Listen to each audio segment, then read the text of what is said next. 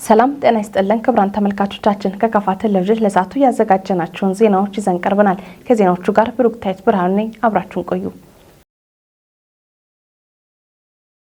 በካፋ ዞን ጠሎ ወረዳ ኦዳ ገባላ ሐላ የሚያስኬደው 17 ኪሎ ሜትር መንገድ ተጠናቆ ለምረቃ በቃ። ለዚህ መንገድ ፕሮጀክት ከ10 ሚሊዮን ብር በላይ ከህብረተሰቡ የተሰበሰበ መሆኑን የወረዳው አስተዳዳሪ አቶ አትርሴ ሻታቸው ተናግረዋል። አንተነህ ፍቃዱ በዚህ ጉዳይ ላይ ተጨማሪ አለው። የአንድ ማህበረሰብ ማህበራዊ ኢኮኖሚያዊና ፖለቲካዊ መስተጋብር የሚዳብረው ተገቢ የሆነ መሰረተ ልማት ስርጭትና ተደራሽነት ሲኖር መሆኑ ግልጽ ነው። ከነዚህ መሰረተ ልማቶች ሁሉ የመንገድ መሰረተ ልማት ለአንድ ሀገርና ለአካባቢ እድገት መሰረት መሆኑ የታመነ ነው። የመንገድ መሰረተ ልማት ካለው ፋይዳ ከብዙ በጥቂቱ ስናይ እናቶችና ህፃናትን ወደ ጤና ተቋማት ለማድረስ፣ የመንግስት አገልግሎትን ለማህበረሰብ ተደራሽ ለማድረግ፣ አርሶ አደርና አርብቶ አደሮች ምርታቸውን ለገበያ ለማቅረብ እንዲያስችላቸው ለማድረግ፣ የማህበረሰባችን ማህበራዊ መስተጋብር ለማጠናከር ወዘተ የሚጠቀሱ ናቸው። ከለውጡ በፊት በርካታ አካባቢዎች ላይ የተለያዩ የመንገድ መሰረተ ልማቶች መጀመራቸው ይታወቃል። ይሁን እንጂ በተያዘላቸው ጊዜ ተጠናቆ ለማህበረሰብ አገልግሎት ከመስጠት አኳያ ውስንነቶች የነበሩበት ከለውጡ በኋላ ብልጽግና ፓርቲ እንደ ሀገር የመሪነት ሚና ካገኘበት ጊዜ ጀምሮ በተለይም በክቡር ጠቅላይ ሚኒስትራችን ሐሳብ አፍላቂነት በርካታ ፕሮጀክቶችን መጀመር ብቻ ሳይሆን የመጨረስ ባህላችን አገራችን ላይ በማምጣት ከዚህ በፊት የነበረውን ጀምሮ ቶሎ ያለ ማጠናቀቅ ትርክት መቀየር ተችሏል። ክልላችን እንደ አዲስ ከተደራጀ በኋላ በየአካባቢው ያሉትን የህዝብ ጥያቄዎች በመፈተሽ እና ቶሎ ምላሽ የሚያገኙ በየጊዜው የክልላችን ፊት ለፊት አመራሮች አቅጣጫ እየሰጡ እንዲሁም የብልጽግና ፓርቲ እንደ ሀገር ሁለንተናዊ ብልጽግና እንዲመጣ በአመራርና በአባላቱ መካከል የተግባርና የአመለካከት አንድነት እንዲኖር አቅጣጫና ረጃጅምና አጫጭር ስልጠናዎችን የሰጠ ቆይቷል። ለዛሬ ምረቃ የደረሰው የኦዳ ገባላ ሐላ እና የደቻና ያሌ መንገድ በዙሪያ ያሉ 7 ቀበሌዎችን እና ከኮንታ ዞን ወደ 3 የሚጠጉ ቀበሌዎችን ጭምር ከወረዳ ዋና ከተማ ጋር የሚያገናኝ የመንገድ ፕሮጀክት ነው። ከኦዳ ገባላ ሐላ ዛሬ ላይ የጎበኘነውን መንገድ 17 ኪሎ ሜትር ለማሰራት በጉልበትና በገንዘብ 8 ሚሊዮን እና ከዛ በላይ የሆነ ገንዘብ በማሰባሰብ ከናሊ ደቻ የተሰራ ያለውን መንገድ 2.5 ኪሎ ሜትር ለማሰራት እንደዚሁም በጉልበትና በገንዘብ ወደ 2.5 ሚሊዮን ብር በማሰባሰብ በጠቅላላ በገንዘብና በጉልበት በድምሩ 10.5 ሚሊዮን ብር በላይ በመሰብሰብ በተገኘ ሀብት 4 ገልባጭ ማሽኖችን፣ 1 ሎደር በድምሩ 5 ማሽኖችን በመከራየት አጠቃላይ ናፍጣ ወጪ በመሸፈን ማሽኖችን በማስጠገን እና ሌሎች ወጪዎችን ሙሉ በሙሉ በመሸፈን ስራ ያሰራን ሲሆን የደቡብ ምዕራብ ኢትዮጵያ ህዝቦች ክልል መንገዶች ባለስልጣን በወንጋ ዲስትሪክት 2 ግሬደር እና 1 ሮለር ማሽን እንዲሁም የባለሙያና የቴክኒክ ድጋፍ በማድረግ በጋራ የተሰራ መሆኑን እናረጋግጣለን። ለውጥን ለማምጣት ከአንድ ግለሰብ ምን ያስፈልጋል? እንደኛ አካባቢ ነባራዊ ሁኔታ ለለውጥ ምን እድሎች አሉ ስንል ባልደረባችን በላቸው በላይ ያነጋገራቸው አስተያየት ሰጪዎች ሀሳብን እንደሚከተለው ይቀርባል። ተከታትለን እንመለስ። በእውነት አሁን እንደኛ ዞን አሁን እንደ ደቡብ ምዕራብ ክልልም መውሰድ ይቻላል፣ እንደ ከፋ ዞንም መውሰድ ይቻላል። የኛን ማህበረሰብ የኛን አግሮ ኢኮሎጂ ወይንም ስነ ምህዳሩን በአግባቡ ስንመለከት ገና ያልተሰራ ብዙ መሰራት የሚጠብቅ ከኛ ብዙ ነገር የሚፈልግ ነገር አለ። ነገር ግን መልካም የሆኑ በጣም ለለውጥ ወደ ለውጥ ሊያስገቡ የሚችሉ በርካታ ምቹ ነገሮች አሉ። እነዚህ ምቹ ነገሮችን በአግባቡ መጠቀም መቻል አለብን። ምቹ ነገሮች ኢነሴንስ ምንድናቸው? የተፈጥሮ ሀብቱ በራሱ አየር ንብረቱ በራሱ ማህበረሰቡ በራሱ የኛ የማህበረሰባችን ባህል በራሱ በስራ የሚያምን ማህበረሰብ ነው ያለው። በስራ ያሳደገን ማህበረሰብ ነው ያለው። ተፈጥሮ ሀብትን ተንከባክቦ በውስጡ ያለውን ጥቅም ለራሱ ተጠቅሞ ለመጪው ትውልድ የሚያስብ ማህበረሰብ ነው ያለው። ስለዚህ አሁን ብዙ እድሎች አሉ። የተፈጥሮ አየሩ ሚዛኑ ጥሩ ነው ብያለሁ። እዚህ ያለው የራሱ የጸጥታው በራሱ ጸጥታውን አካባቢው ጸጥታ በራሱ ለአንድ ለስራ ፈላጊ ወይም ለስራ ፈጣሪ የሆነ ትውልድ በጣም ምቹ ነገር ነው ብዬ አስባለሁ። እነዚህን እድሎች ደግሞ ተጠቅሞ ወደ ስራ መግባት የከኛ ማህበረሰብ አሁን ካለው ከወጣቱ ትውልድ ይጠበቃል የሚል እንትን አለ። እኔ በኔ እውነት ከልብ የመስራት ፍላጎት ቢኖር እኔ ለመስራት ለመለወጥ የሚያበቁ ምቹ ሁኔታዎች አሉ ብዬ አምናለሁ። ይሄ በግሌ ማምነው ነገር ነው አሉ። አንደኛ ገበያውን ማየት ነው። ገበያው ምን ይፈልጋል ነው። ገበያው ምን ይፈልጋል ሲባል ገበያው የግብርና ምርትን ይፈልጋል። አሁን ላይ የግብርና ምርትን ደግሞ ለማግኘት ምንድነው የግብርና ምርት መሬት ይፈልጋል። መሬት ላይ መስራት ይፈልጋል።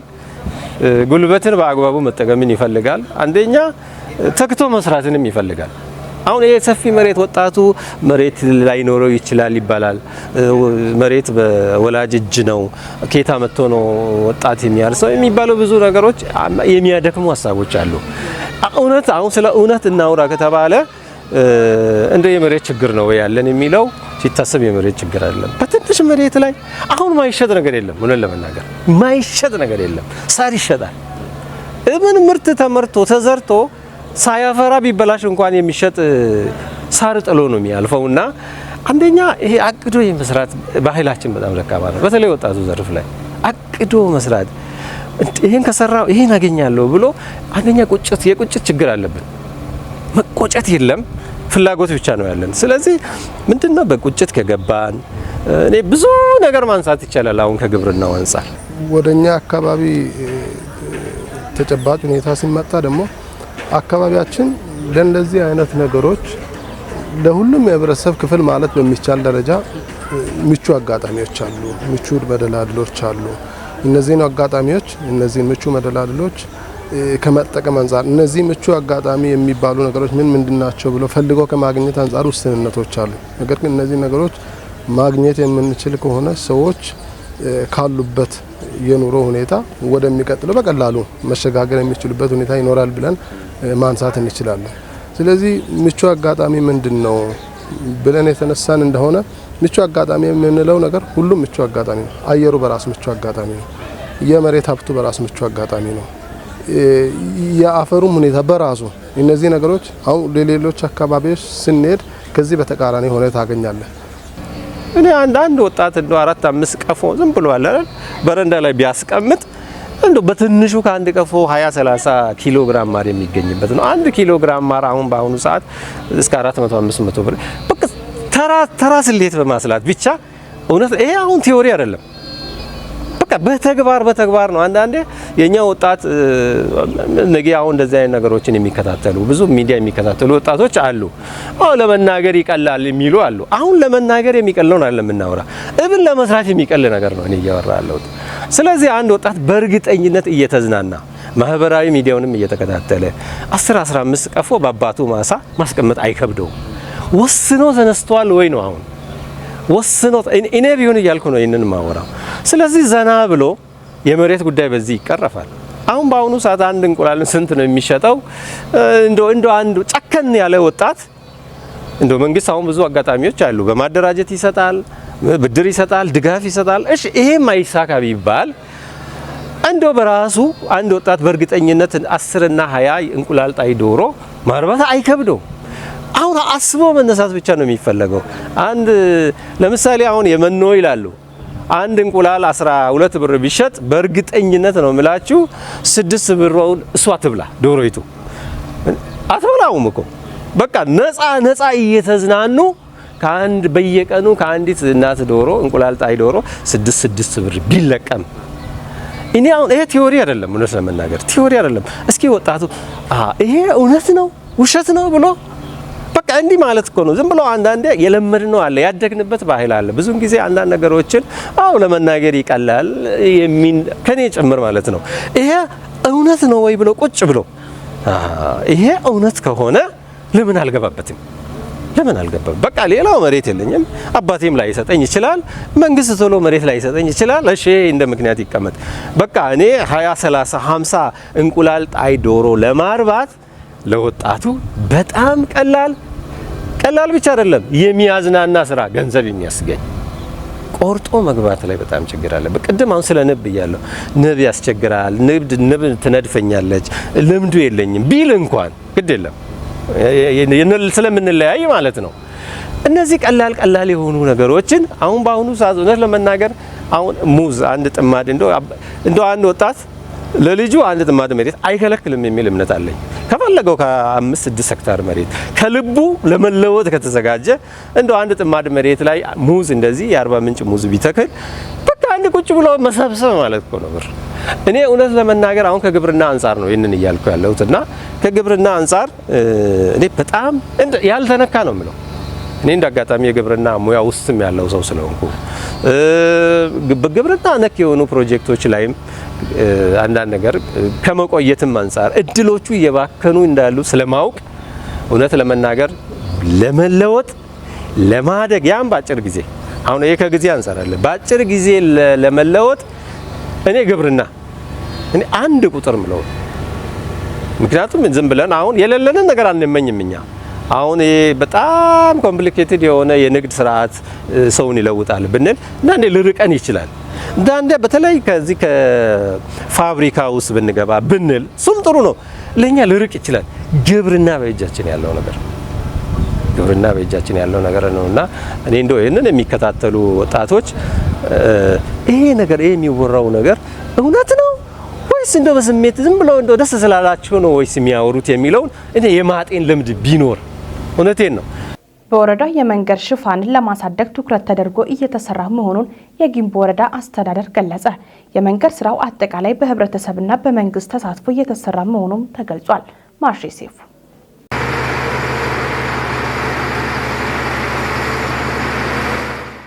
በወረዳው የመንገድ ሽፋንን ለማሳደግ ትኩረት ተደርጎ እየተሰራ መሆኑን የጊምቦ ወረዳ አስተዳደር ተናገረ። መንገድ ስራው አጠቃላይ በህብረተሰብና በመንግስት ተሳትፎ እየተሰራ መሆኑን ያነሱት አስተዳዳሪው በወረዳው የመንገድ ተደራሽነትን ከፍ ለማድረግ ትኩረት ተሰጥቶ እየተሰራ ነው ያሉት የወረዳው ዋና አስተዳዳሪ አቶ ትብብሩ አሰፋ ህብረተሰቡን ባሳተፈ መልኩ አጠቃላይ በወረዳችን የሚሰሩ ከ34 ኪሎ ሜትር በላይ መንገዶችን በአስተባባሪ ኮሚቴ ዙረን አይተናል። ያው እንደ ወረዳችን ገጠሪን ከከተማ ጋር የሚያገናኙ መንገዶችን ትኩረት ሰጥተን ከህብረተሰቡ ጋር በመተባበር እና በማስተባበር እያሰራን እንገኛለን። ከዛም ያው መንገድ ማለት ያው አጠቃላይ የኢኮኖሚም የፖለቲካም የማህበራዊም ትስስርን ለማጠናከር እና ትልቁ ውስጥ ያለንን የአርሶ አደርን ምርትን ሆነ ጤንነቱን ለማስጠበቅ ወሳኝ የሆነ መሰረተ ልማት ነው። ከዚህ አንፃር እኛም እንደ ወረዳችን ከበጀትም አንፃር ወደ 14 ሚሊዮን የሚሆነውን ነው ህብረተሰቡን በማስተባበር ከመንግስትም የተወሰነ ድርሻ በማድረግ ይህንን እየሰራን ያለንበት ሁኔታ ያለንበት ደረጃ አለ። የሁሉም ነገር መሰረት መንገድ ነው ያሉት ዋና አስተዳዳሪ የወረዳ ህዝብን ከመንግስት ጋር በማስተባበር ስራዎች እየተሰሩ ነው ያሉት። አዲስ ከሚሰራው መንገድ በተጨማሪ ጥገና የሚያስፈልጋቸውን እየተከታተልን በመስራት ላይ እንገኛለን ያሉት አስተዳዳሪው ህብረተሰቡም ቢሆን መንገድ ላይ የሚታዩ ችግሮችን በጋራ እየፈታን እንሄዳለን ነው ያሉት። መንገድ ለየት ባለ መልኩም ትኩረት ስንሰጥ ቅድም መግቢያ ላይ ካስቀመጥኩትም አንፃር ስለሆነ ህብረተሰቡ ግን አጠቃቀሙ ላይ እንዴት ማድረግ አለበት የሚለውን ነገርን ካየነው አንፃር ማስቀመጥ ፈልጋለሁ። አንደኛ መንገድ ከተሰራ በኋላ በህብረተሰቡም በመንግስትም በመተባበር መንገድ ከሰራን በኋላ በተለያዩ ነገሮች የሚበላሽበት አገልግሎት መስጠት የሚገባውን እድሜ ሳይሰጥ የሚቋረጥበት ሁኔታ አለና ይሄም ደግሞ ምክንያቱ አንደኛ ህብረተሰቡ በደንብ አድርጎ መንገድ ላይ የሚታዩ ችግሮችን በጋራ የጋራ የሆነ መመሪያ ደንብ አወጥቶ መጠበቅ አለበት የሚል ነገር ነው። ጠበቆች ለፍትህ ስርዓቱ መሻሻል ከፍተኛ ሚና ያላቸው በመሆኑ ሊደገፉ ይገባል ሲሉ የደቡብ ምዕራብ ኢትዮጵያ ህዝቦች ክልላዊ መንግስት ፍትህ ቢሮ ምክትል ኃላፊ አቶ በላይነህ አሪሞ ገለጹ። በተጨማሪም የሙያ ስነ ምግባር የሚያከብሩና ብቃታቸውን እንዲያሳድጉ በስልጠና ማገዝ ያስፈልጋል ብሏል። ፍጹም ተሾመ ምክትል ኃላፊው በሞጋ ከተማ ለጠበቆች በተዘጋጀው ስልጠና ላይ ተጋብዘው ባደረጉት ንግግር በተለይም የሙግት አቅም በማሳደግ ፍትህ እንዲረጋገጥ መጣር ያስፈልጋል ብለዋል። የፍትህ አስተዳደር ስርዓትን ከማጠናከር አኳያ ከፍተኛ ሚና የምትጫወቱ ትልቅ ስራ የምትሰሩ መሆናችሁን እናውቃለን፣ እናንተም ታውቃላችሁ።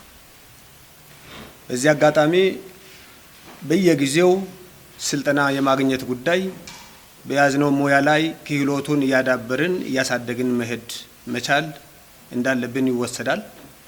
ስለዚህም ደግሞ በቅንነትና በታማኝነት እየሰራን ያለንበት ሁኔታዎች አሉ። አቶ በላይን አያይዘው የጠበቆች ማህበር አንዱ ተግባር ለአባላቱ ስልጠና መስጠትና የደንበኞች መብትና ክብር ስለመጠበቁም የመከታተል ኃላፊነት እንዳለውም በንግግራቸው አመላክተዋል።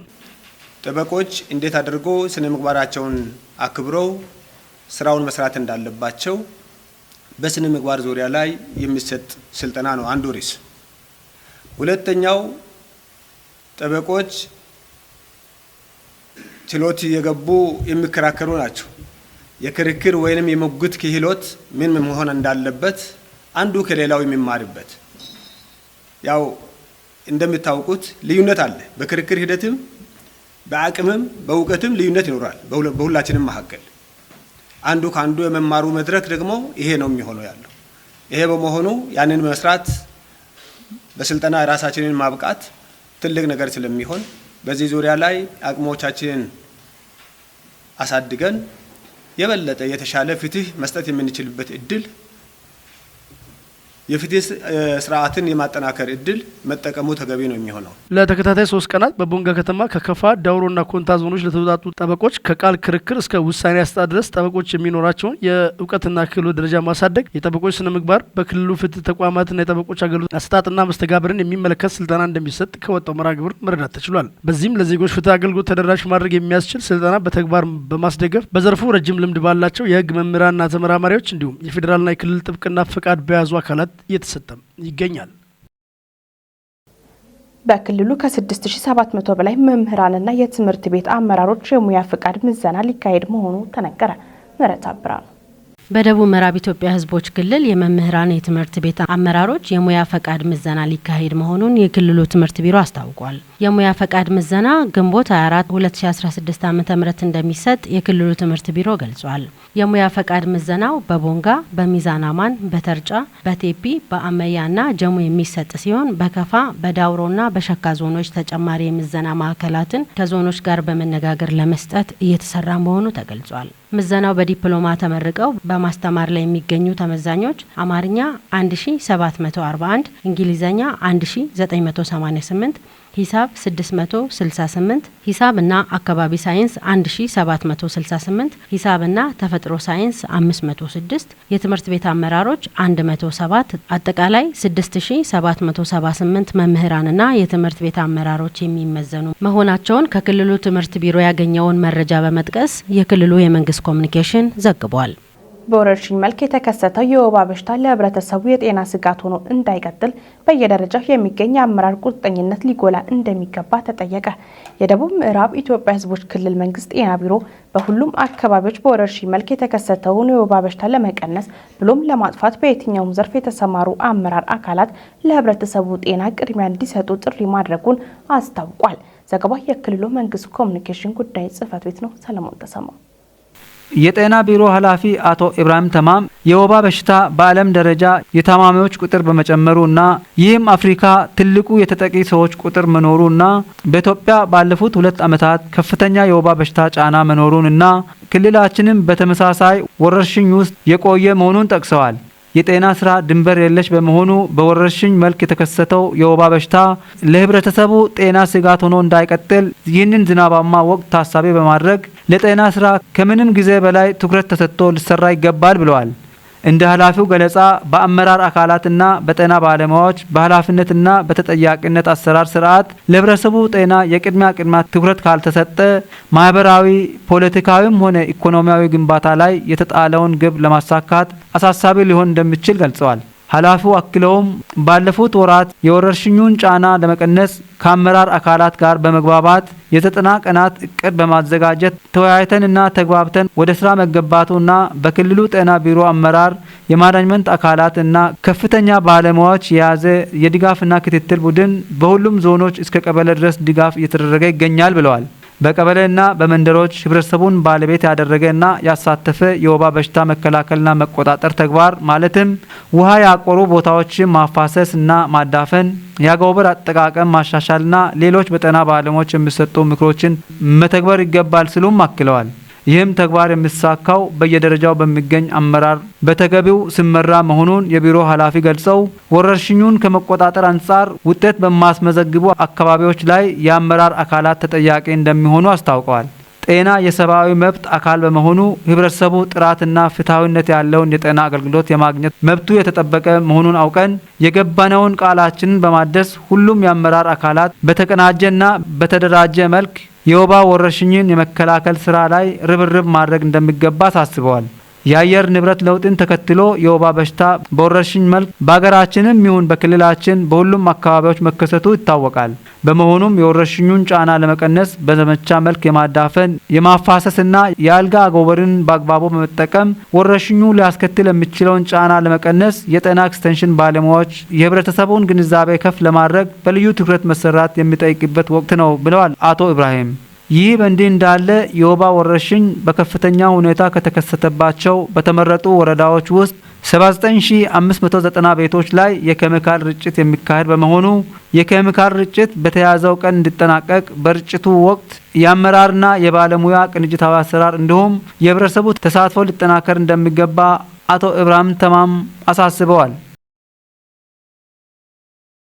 ክቡራን ተመልካቾቻችን ከካፋ ቴሌቪዥን ለሰዓቱ ያሰናዳናቸው ዜናዎች እስካሁኖቹ ነበሩ። ዜናዎቹን እየመራው እኔ ብሩክታይት ብርሃኑ አብራችሁ ቆይታ አደረኩ። ከቀሪ የካፋ ቴሌቪዥን መሰናዶች ጋር መልካም ጊዜ